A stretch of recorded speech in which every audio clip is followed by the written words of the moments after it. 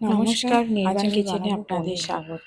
খুব আজ আমি সহজ বানাবো উপায়ে সুস্বাদু কিভাবে পনির পনির রোল রোল। বানানো যায় সেটা এটা আমি খেতে দেখাবো। কিন্তু খুবই এটা টেস্টি খেতে কিন্তু খুবই সুস্বাদু। এবং মজাদার।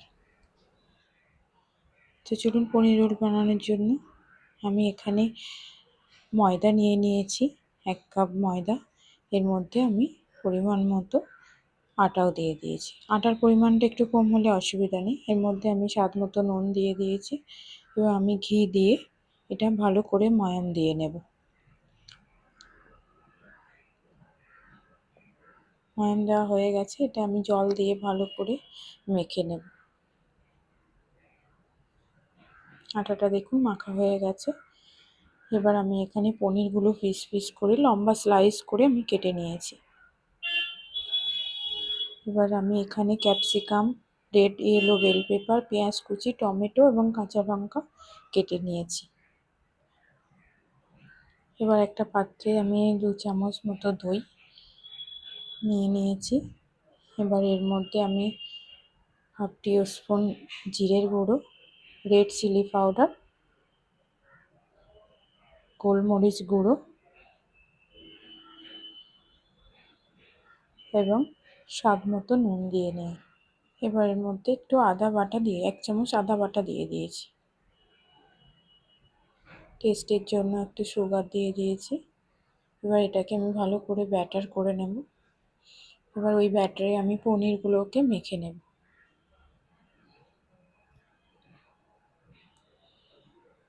খুব হালকা হাতে মেখে নিতে হবে, নাহলে পনিরগুলো কিন্তু ভেঙে যাবে। এখানে আমি পনিরগুলোকে মেখে নিয়েছি। এবার কড়াইতে একটু সাদা তেল দিয়ে এর মধ্যে পনিরগুলোকে আমি দিয়ে দিলাম।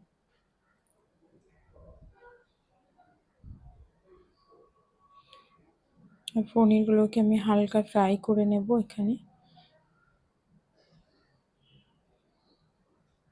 ফ্রাই হয়ে গেছে, পনির থেকে তেল ছেড়ে মশলা থেকে তেল ছাড়া শুরু করে দিয়েছে।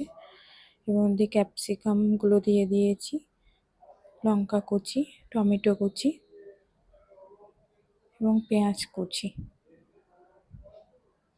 দিয়ে আমি ভালো করে ফ্রাই করে নেব এটা।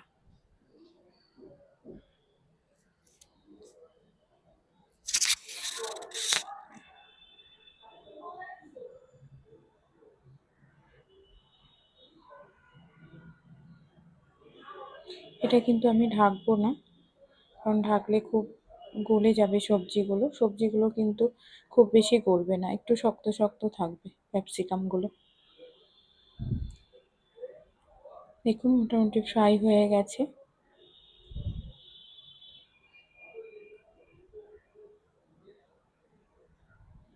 এবার আমি এখানে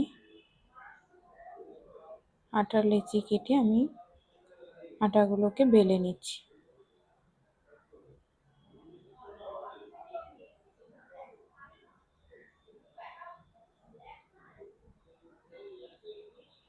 এখানে গোল করে বেলে নিয়েছি।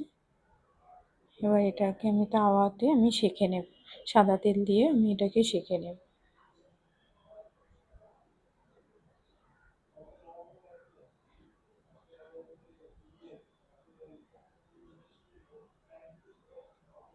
এখানে আমি খুন্তিতে করে হালকা হালকা তেল দিয়ে, খুব বেশি তেল দিইনি, আমি হালকা তেল দিয়ে আমি এগুলো ছেঁকে নিয়েছি।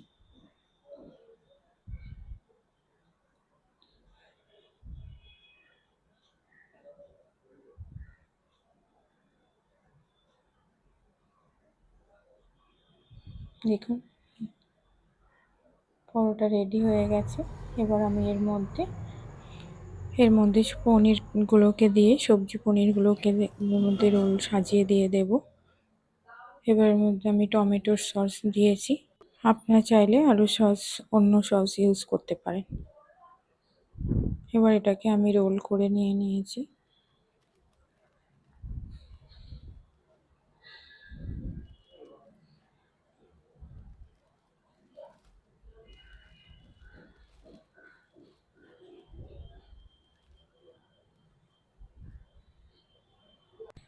আমি এগুলোকে রোল পাকিয়ে নিয়েছি। আপনারা ওইভাবে বাড়িতে বানিয়ে দেখতে পারেন, খুব সিম্পল রেসিপি।